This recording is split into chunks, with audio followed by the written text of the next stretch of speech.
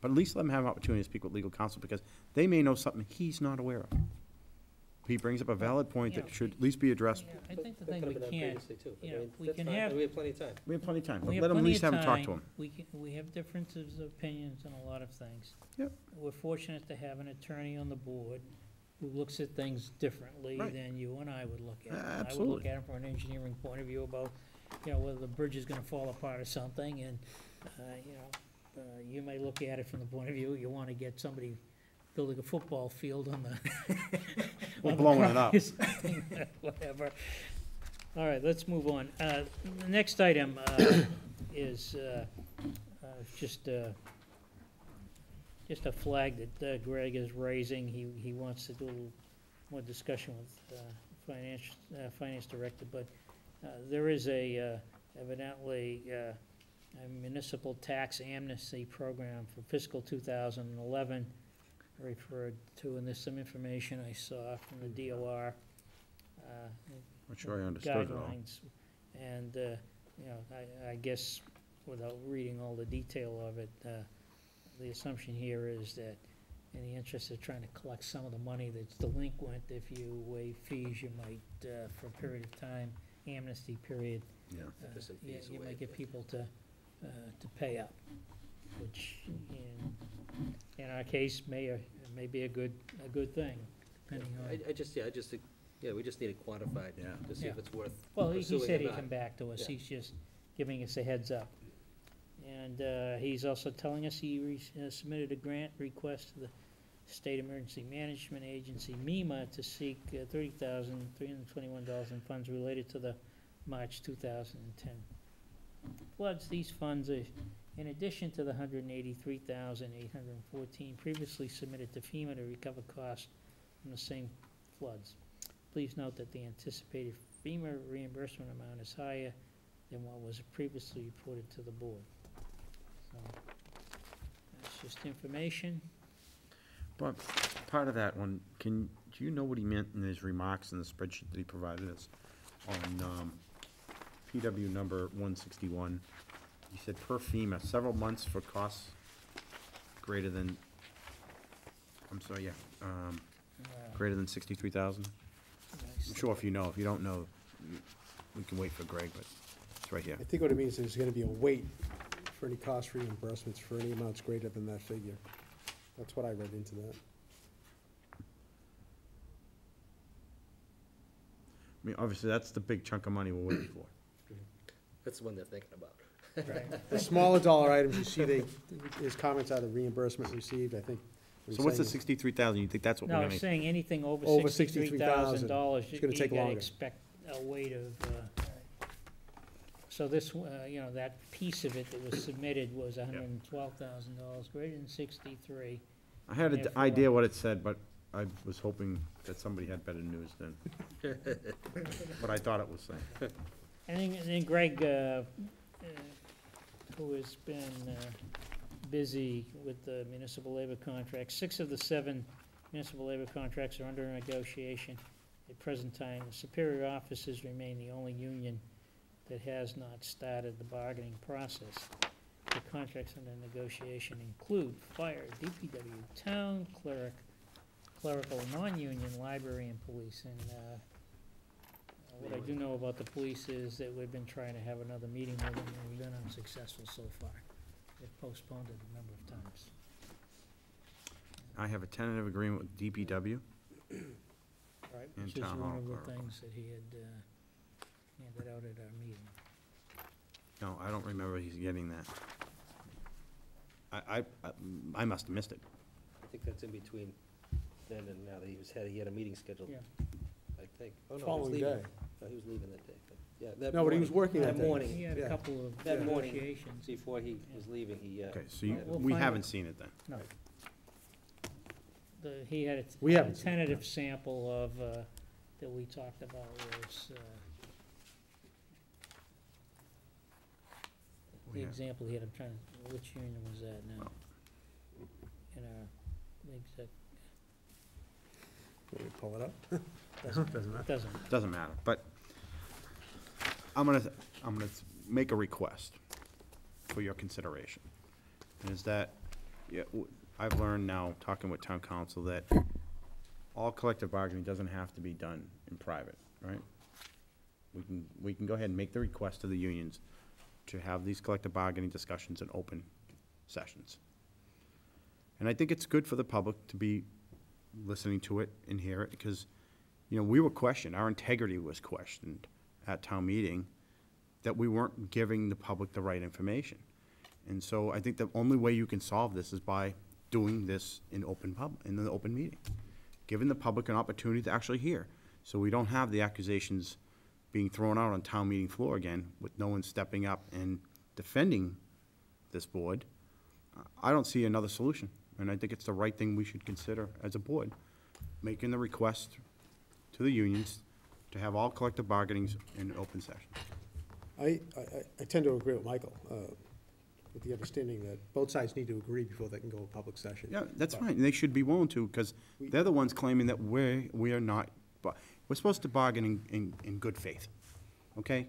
And in my understanding, negotiating many contracts over my many years in, well, working in the military, good faith is you work together, and good faith, you do have exchanges back and forth, but in the end, you have a good faith negotiation, you come out the other end with something that's usable for everyone. We obviously are not getting there, and now town meeting floor, we heard it from their mouths. So let's give them what they're asking for. And I think they earned it. I mean, they won, we heard their voices, and I think we should give them what they're asking for, and that is, let the public hear what the truth is, what our town administration, our town council is bringing back to these boards, so the public has the same understanding as our unions do. I'm not convinced. And I think we're mixing a little bit of apples with oranges here, because when you're talking about the health insurance premium, that was a conglomeration of all the unions coming together in a different capacity, insurance advisory group, rather than the individual collective bargaining sessions that take place for their individual units. But we've heard that in collective bargaining, And too. the accusations came from a few people that even if it was in public, would have accused you of, I think you have to understand the characters that were involved, too. But, and again, in those negotiations that we're talking about in relation to the health insurance premiums, the health insurance plans, the retirees are also involved in that negotiation, or those discussions, and advising the board, and they don't negotiate anything else, you know, so, and for most of the people that we heard from on the town meeting floor, they were retirees. So, again, a little bit of apples and oranges, and again, I'm not opposed to having negotiations such as that in open session. I think the likelihood of it occurring is gonna be interesting. I think they should welcome it. I really do. I think they'll But it's, welcome it. You think they will? But I think it's all, And in years I hope past, we've you're right. attempted to, They should. we have attempted to do that. They should Yeah. welcome it. I mean, this is important to them. But they, I understand what you're saying, it's apples and oranges, but it all boils down to it's collective bargaining, Yeah. whether it's on health insurance or an individual No, contract. because But there's some- no, it's not. well, No, it's There's not. some unions that it may not apply to a public setting, or it may not be necessary, but in others, they should welcome it, and we should welcome it. The processes we are should two give it different greater processes. consideration. Again, you're mixing two different issues and two different processes. I think this board should give great consideration to it, and further discussion should be had concerning. Jeff, Mr. Chair. Yeah.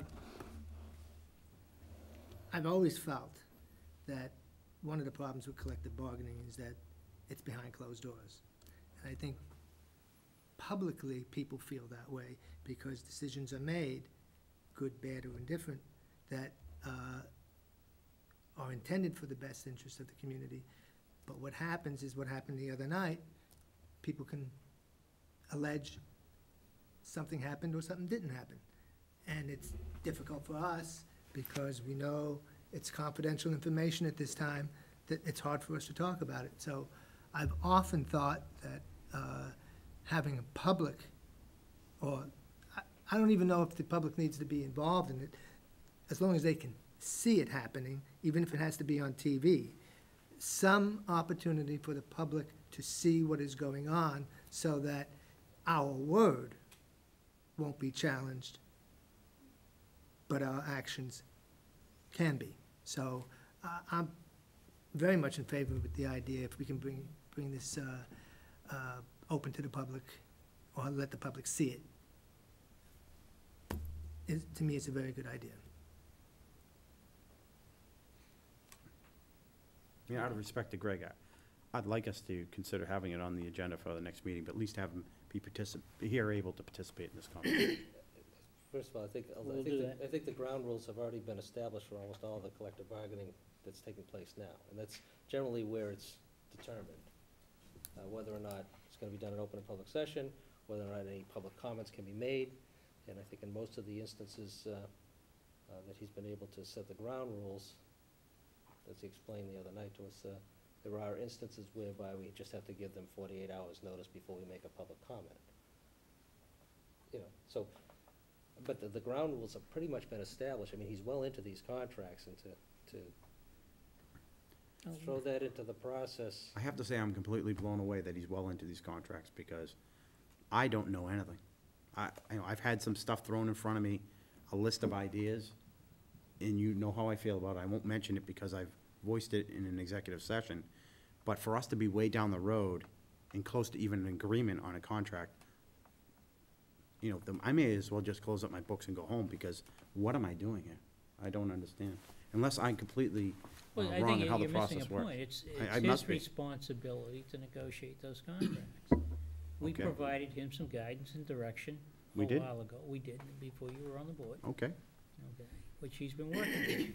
and I've read it, and I told you that what we provided him didn't make any sense, because it had no financial boundaries around it. How do you send the guy out there to go and negotiate something he has no idea what the Well, financial boundaries are?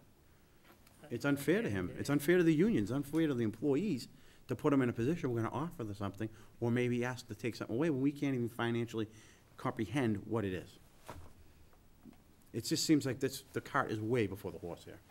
I may be overreacting, so, and I tend to do that, but, you know, please jump in at any time and tell me where I'm wrong. I think we'll have that discussion in executive session at our next meeting, Okay, again. all right. Thank you for putting on the agenda for November 1st.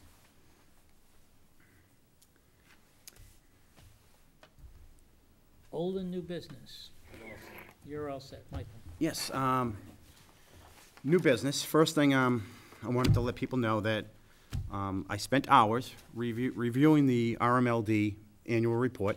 They closed out their year. They're on the same fiscal year as us.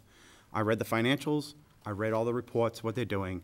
I have to say, I'm pretty impressed with the way they do business, and I commend them on their report. Their financials are very easy to read. They're doing a really good job. They're very healthy. I know they're asking for rate increases, but when you start reading about their infrastructure, and they have an aging infrastructure, you can understand why. When you look at their rates compared to many other cities and towns, we actually are in a very competitive situation. So I appreciate all the hard work they do over there. But one of the things that I read in the report that I want people at home to know is that from last year to this year, in fiscal year, we had a 2% reduction in how much kilowatts we use per hour. We actually equates to 2 million kilowatts an hour we saved from last year to this year. So I think the things that we talk about green, that people are doing, replacing old appliances with new ones, replacing windows with more energy efficient and things like that, are actually starting to work. At least that's what I read from this. I was upset that I wasn't able to make their last meeting. I had another conflict, but I read the report, and I'm really happy with the residents of North Reading.